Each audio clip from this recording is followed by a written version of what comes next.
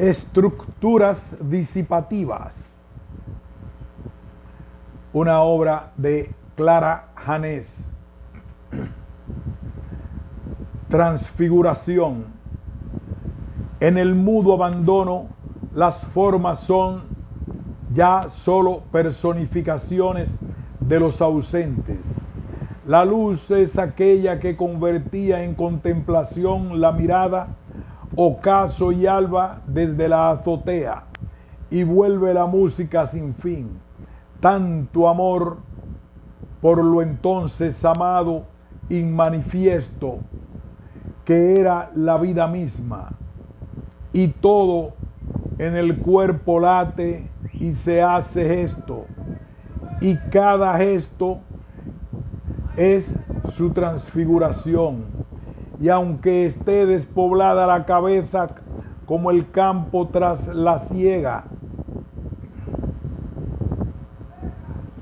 llamada, cuando duerme la noche del cuerpo y no se reconoce ya la luz del alba, y todo es esa veta negra habitada por la muerte, el astro de que la alimentaba, los pájaros del amanecer cantan los himnos subterráneos y se llenan de anémonas.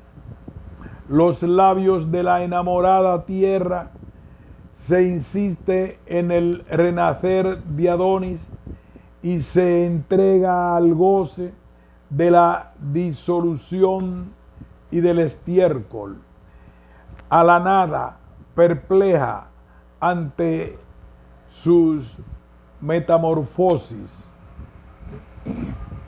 pensando en el poeta enfermo.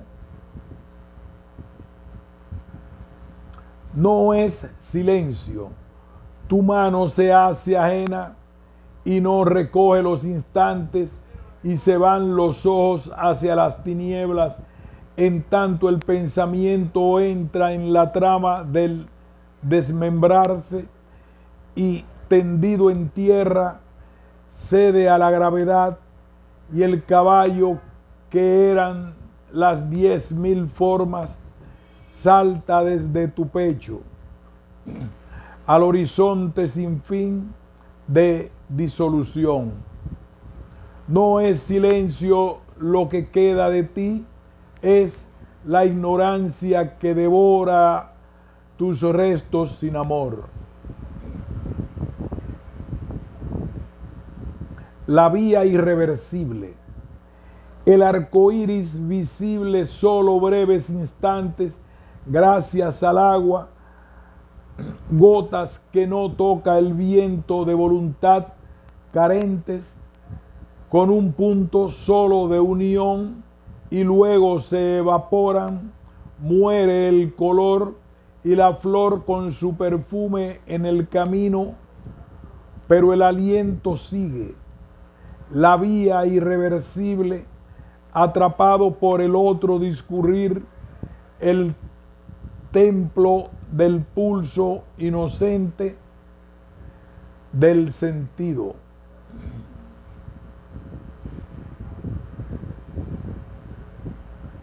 Yo fluctuante, marchitarse de rosas, un viento, y cae la pluma del ave que sostiene el vuelo, y el color asciende de la sombra mientras se eleva la desesperación, y vuelve a abrirse y marchitarse las rosas y el espejismo del jardín donde compartíamos amor,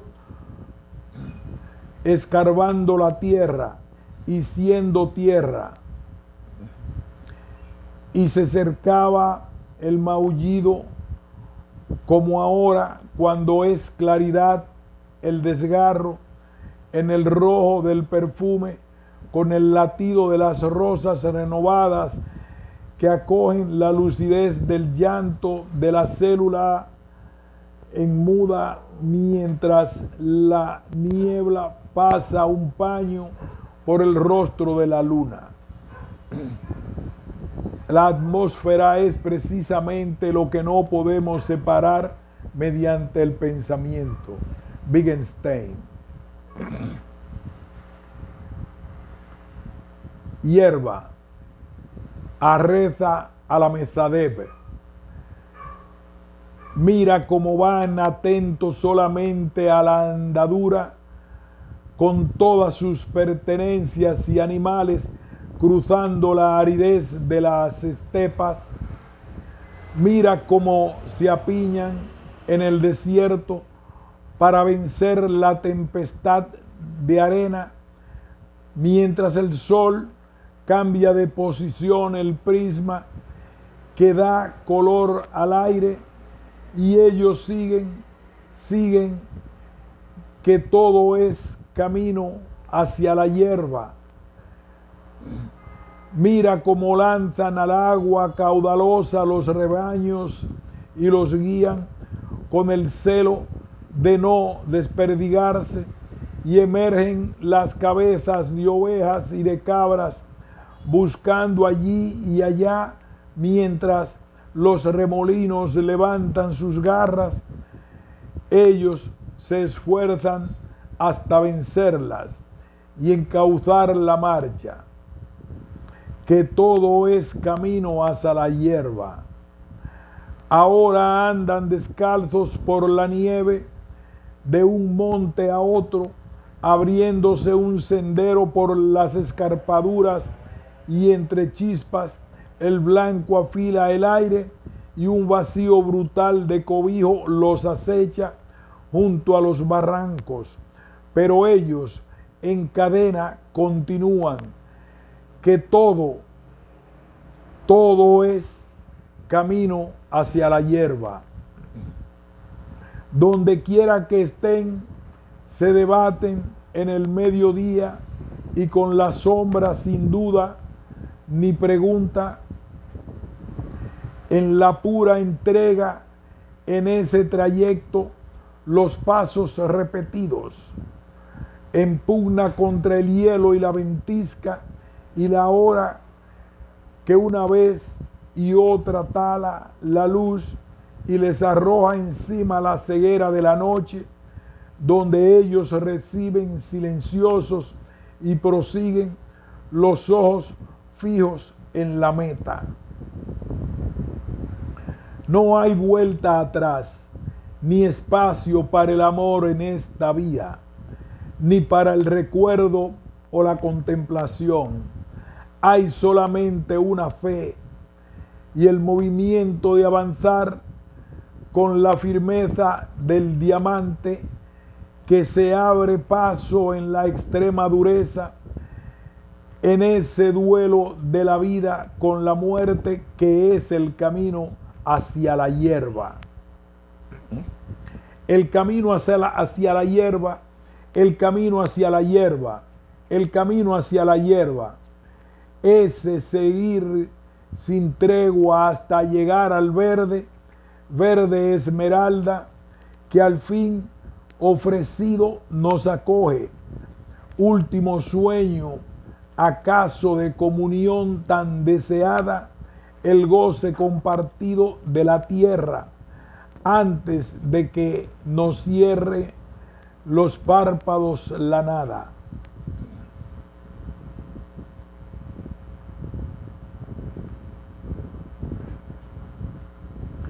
La memoria blanca de Antonio Gamoneda. Saturnino Valladares. Alguien ha entrado en la memoria blanca. Antonio Gamoneda. Antonio Gamoneda es un poeta provinciano de vocación. La suya es una historia conocida. Nació en Oviedo en 1931. Pero tras la muerte de su padre, se trasladó con su madre a León en 1934. Aprendió a leer en el único libro que había en su casa, Otra más alta vida, un poemario que había publicado su padre en 1919. En esta obra el niño descubrió simultáneamente la significación de las letras y un lenguaje que no pertenecía a la comunicación coloquial. La circunstancia se volvió en favor mío. El arduo conocimiento de los signos de la escritura se produjo al mismo tiempo que, incomprendida pero perturbadoramente sensible, se dio mi primera experiencia poética. He dicho incomprendida, sí. Yo no me preguntaba ni preguntaba por las significaciones. Había descubierto una causa musical en las palabras y esto proporcionaba un sentido a lo que no comprendía. Otero Sánchez, Santiago, 2008. No obstante, a pesar de lo determinante que resultó esta revelación rítmica, el poeta siempre negó que hubiese algún tipo de resabio en su escritura relacionado con el libro de poemas que había escrito su padre.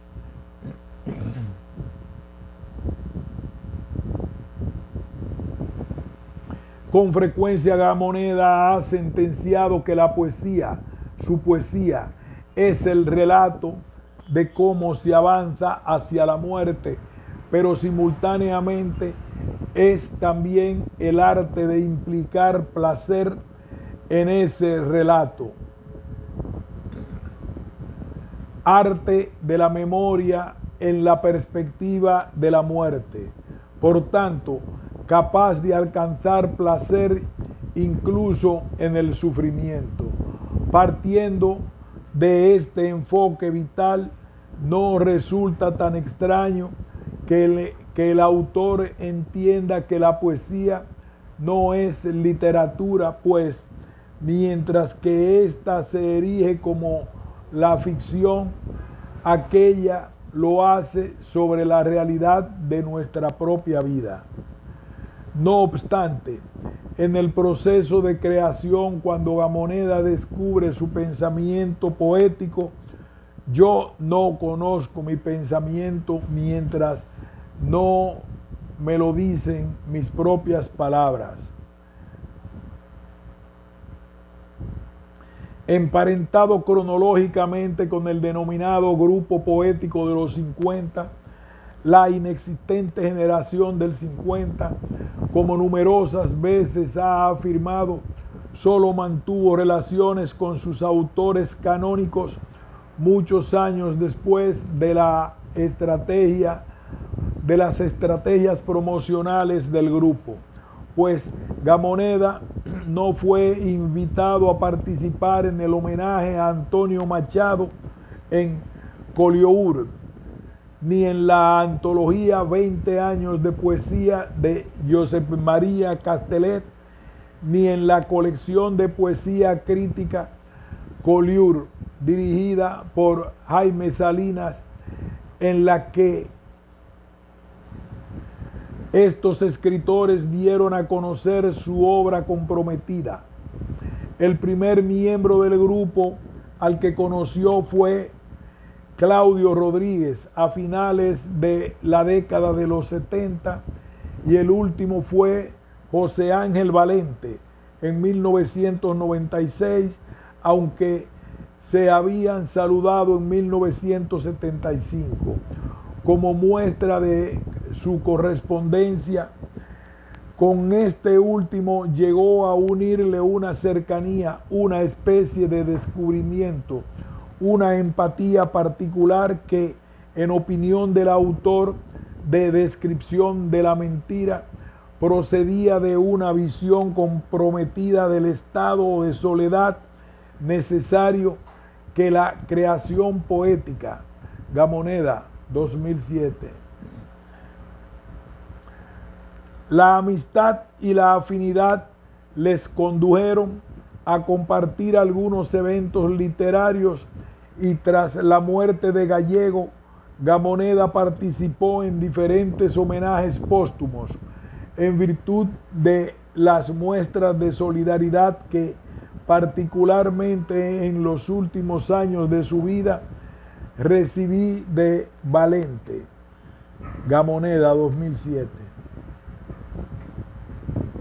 Dos rasgos característicos de los autores del grupo poético de los 50 son su condición burguesa y universitaria. Aquí radica una de las grandes diferencias formativas entre estos poetas y Gamoneda, pues este procede de la cultura de la pobreza y nunca cursó estudios universitarios, aunque meritoriamente ha sido investido doctor honoris causa por varias universidades nacionales y extranjeras: León, Carabobo, Andes, Santo Domingo y Estado de México. El propio autor se refirió a la diferente actitud política que estas circunstancias comportaban. Los miembros canónicos de la generación del 50 procedían de familias acomodadas para arriba. En general, todos estos eran hombres de izquierdas, actitud de fundamento y fuente ideológica. En la pobreza proporciona una actitud distinta. Nuestro pensamiento social no estaba fundamentado en ideología, sino en nuestro propio sufrimiento, en nuestra propia pobreza. No es lo mismo.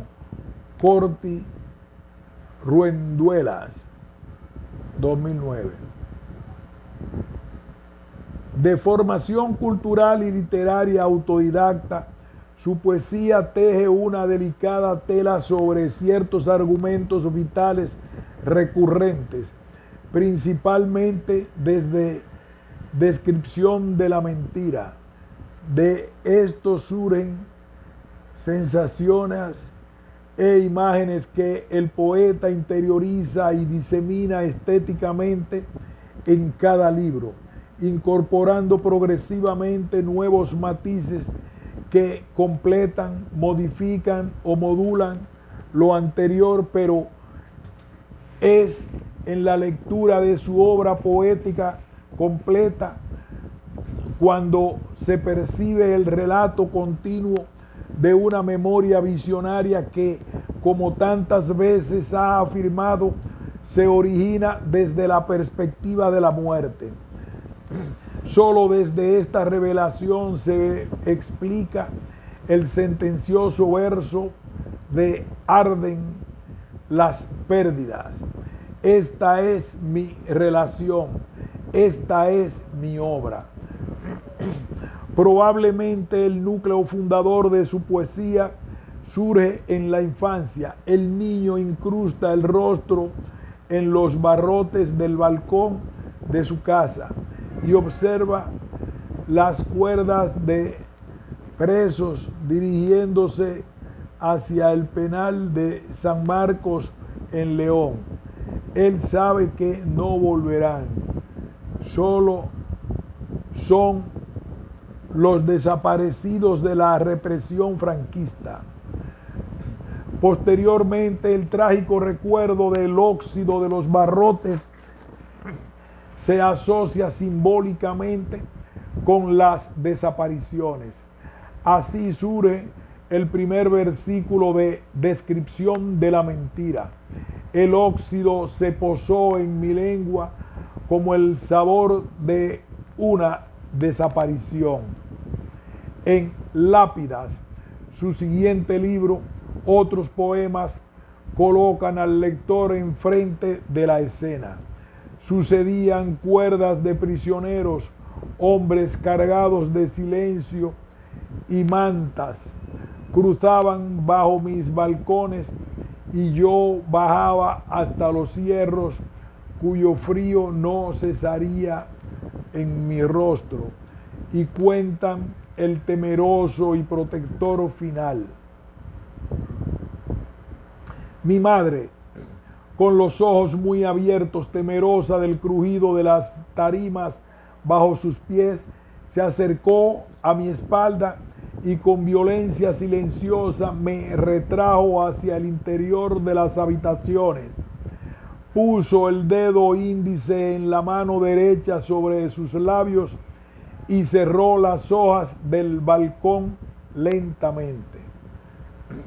Gamoneda ya había anunciado el gesto materno en descripción de la mentira, cuando afirma que su hábito es la retracción, la retirada hacia una especie maternal, aunque la mayor parte de la crítica vio en este símbolo un referente singular, su largo silencio poético durante el franquismo.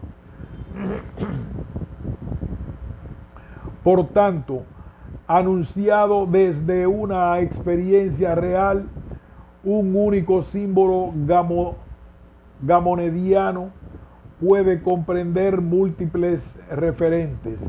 En este caso, los años alejados de la escritura poética y el gesto protector de la madre. Consciente de su particular uso del símbolo, el autor llamó el cuerpo de los símbolos a un ensayo sobre su poética. En el poema manejo palabras cargadas con valor simbólico, pero se trata de un simbolismo con un solo miembro. El símbolo es en su naturaleza aquello mismo que simboliza. Dicho de otra manera, es símbolo de sí mismo. La imagen gamonediana es autorreferente, vívida, de un profundo enraizamiento existencial. Gamoneda 2000. Su inaccesibilidad en ocasiones se debe a que el contexto en el que el poema se desarrolla raramente aparece. El poema presenta fragmentos vagos en un tiempo y un espacio a menudo incomprendidos o no revelados. Cuando digo hay azúcar debajo de la noche, hay la mentira como un corazón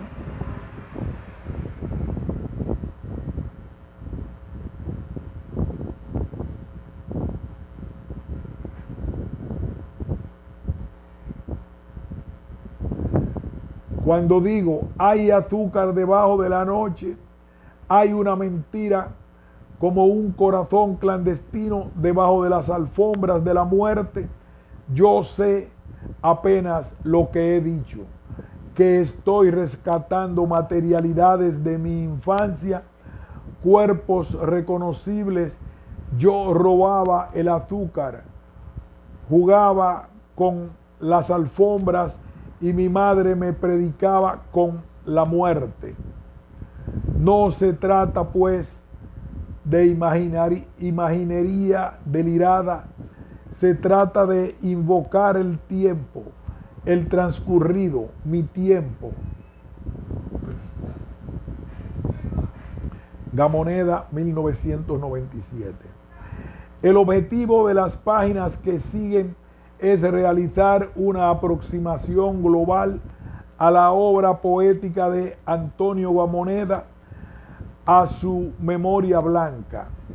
Este acercamiento va a llevarse a cabo cronológicamente, considerando el orden de la escritura de los poemarios y no el de su publicación, aunque advirtiendo que la sucesión de textos no es una mera superposición cronológica, sino que supone una progresión al tiempo que sugiere la retrospección.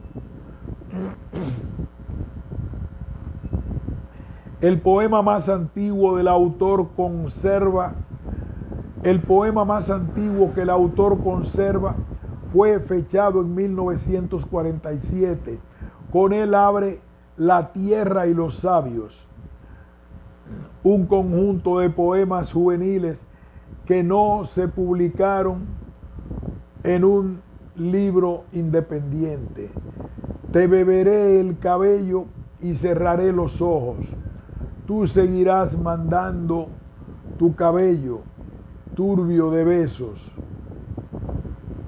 ordenados según la fecha de su escritura. Los primeros textos de La tierra y los labios parten de los tópicos del amor sentimental.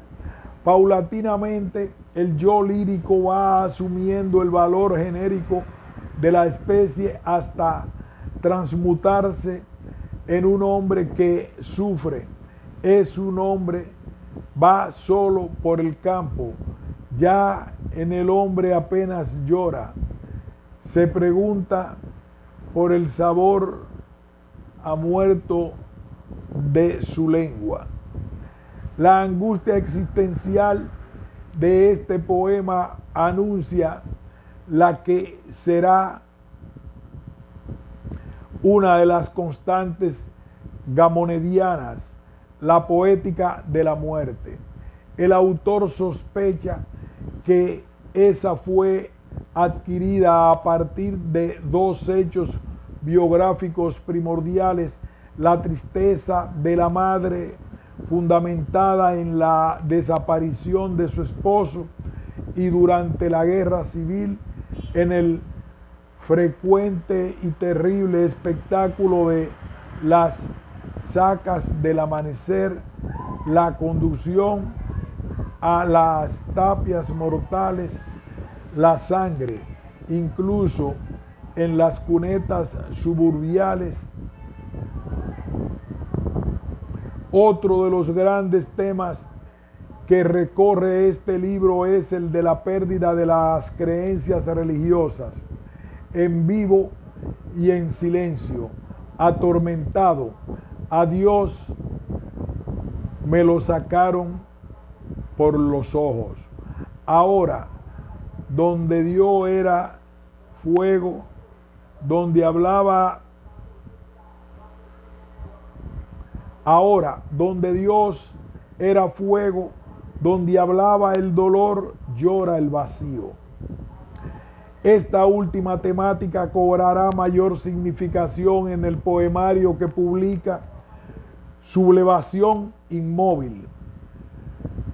Desde el punto de vista del poeta, el Dios perdido se manifiesta en ocasiones enmascarado en su propia ausencia. Como la tierra silenciosa espera un labrador apasionadamente, así ya tengo el corazón caliente de esperar bajo el sol a que Dios quiera, a que quiera venir. Si Dios viniera, si viniera Él aquí, si de repente el libro se abre con los sonetos titulados Prometeo en la frontera, en los que el titán sujeto a la roca y el poeta parecen encarnar el dolor de ser humano y al mismo tiempo la sed de belleza, justicia y libertad. ¿Acaso estemos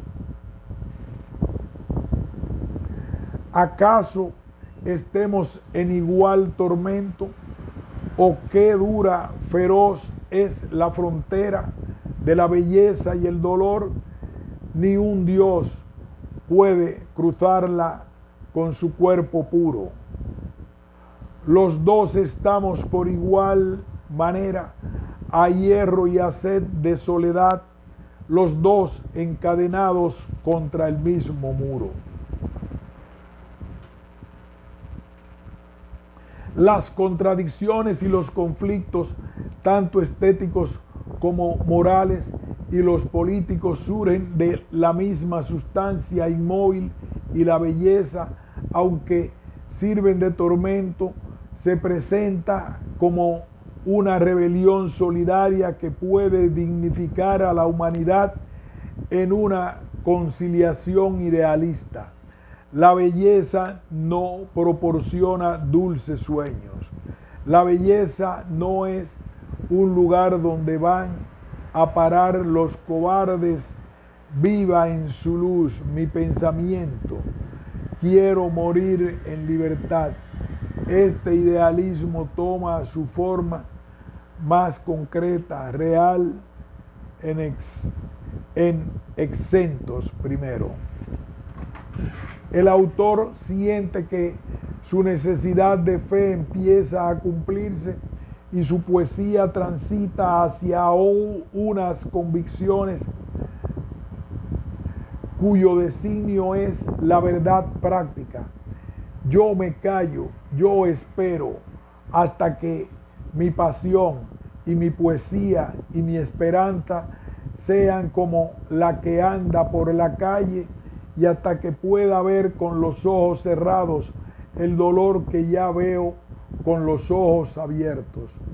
Exentos primero, 1956 y 1960. Son un conjunto de poemas que nunca se publicaron como libro independiente y que en 1987 vieron la luz en Edad, 1947-1986, compilación revisada e incluso escrita, reescrita de su poesía. Esta obra, acompañada de un perspicaz estudio de Miguel Casado, recibió el Premio Nacional de Poesía.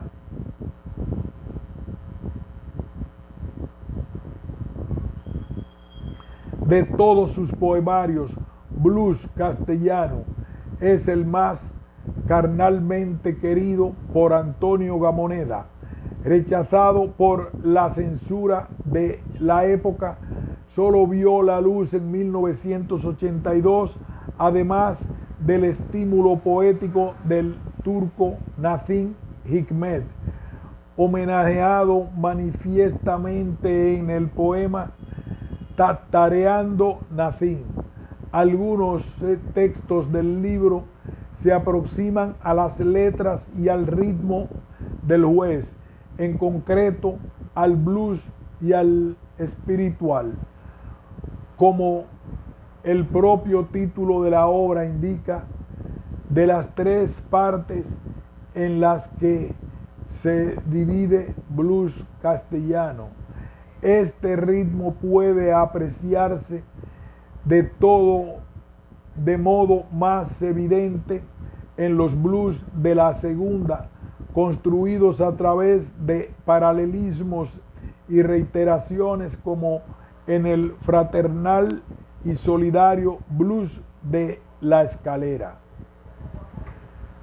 Por la escalera sube una mujer con un caldero lleno de penas. Por la escalera sube la mujer con el caldero de las penas.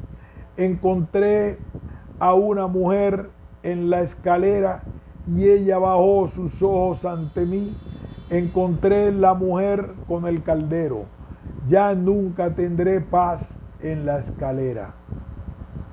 Además de la cadencia rítmica, también se sirvió el poeta del modelo de lenguaje de protesta y consolidación del jazz. Este último propósito ya señala explícitamente en la cita de la filósofa francesa Simone Weil, que abre el poemario: la desgracia de los otros entró en mi carne, el amor solidario, aún siendo fraterno, en su visita por la tarde. Entré en la casa y me quité el abrigo para que mis amigos no supieran cuánto frío tenía en su naturaleza existencial, Sentir la vida de los camaradas es ser el camarada de uno mismo. No logra ocultar en ocasiones la vergüenza y el sufrimiento que provocan la situación política y la conciencia de clase del poeta, como en ocultar esto, sé que de pronto algún rostro golpeado vendrá a mirarme y abrirá la boca. Bajé los ojos ante el mundo, cubrí con una sombra mi vergüenza y mi pena, me dispuse a una fraternidad sin esperanza. Esta temática ya había sido abordada en Sublevación Inmóvil. No obstante, Blues Castellano rompe con la abstracción idealista del libro anterior desde el primer poema, Cuestión de Instrumento, al repetir unos versos de Sublevación Inmóvil para negarlos a continuación. Lo escribí yo con estas mismas manos, pero no lo escribí con la misma conciencia. Esta conciencia provoca que al caer la noche el poeta caiga envuelto en la mirada roja de mi amigo y en la cobardía de mi corazón, que sueñe a veces que lo llevan con las manos atadas y que se cuestione terriblemente si ha traicionado a sus amigos. Esta incertidumbre germinará poéticamente en descripción de la mentira. Ejemplarmente, el sentimiento de vergüenza se presenta en su esencia terrible y dolorosa en el poema que lleva por título Malos Recuerdos.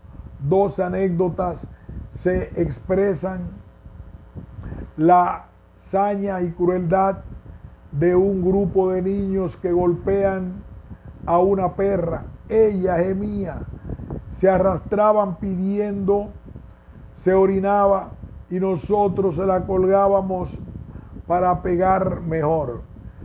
Y el robo de una carta y el papel de fumar que una madre enviaba a su hijo soldado. Mi vergüenza es tan grande como mi cuerpo, sintetiza con punzante arrepentimiento uno de los últimos versos de este poema estremecedor. De otro lado,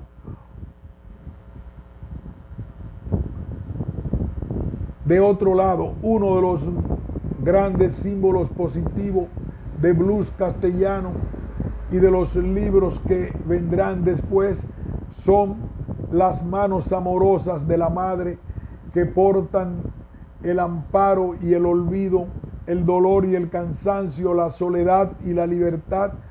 Cuando yo tenía 14 años, me hacían trabajar hasta muy tarde.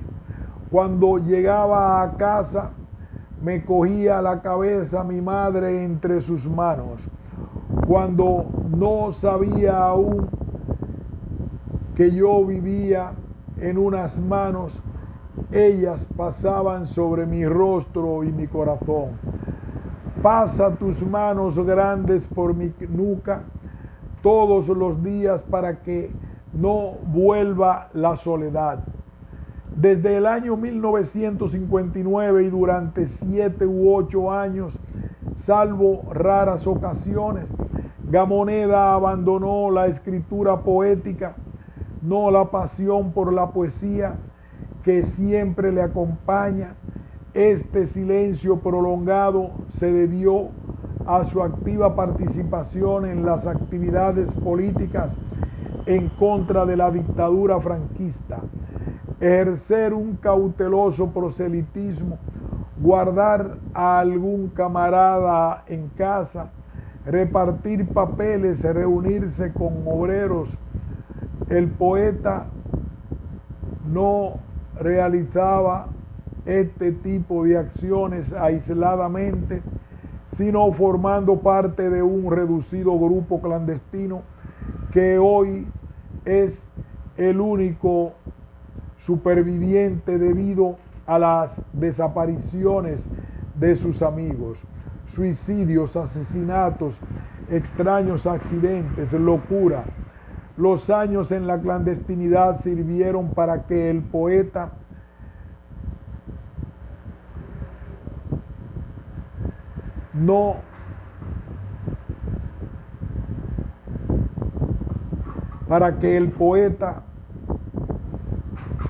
se cargase de sentido y ajustase su sensibilidad a la relación existente entre lo poético y lo visual.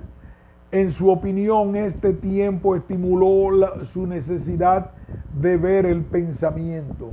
Es el paso de blues castellano a descripción de la mentira. Los pocos poemas que compuso durante estos años se reunieron posteriormente en Exentos II, Pasión de la mirada. De 1969 a 1977, Gamoneda revitalizó la vida cultural de su ciudad al dirigir las actividades culturales de la Diputación de León. Aquí hacemos una pausa. Continuaremos.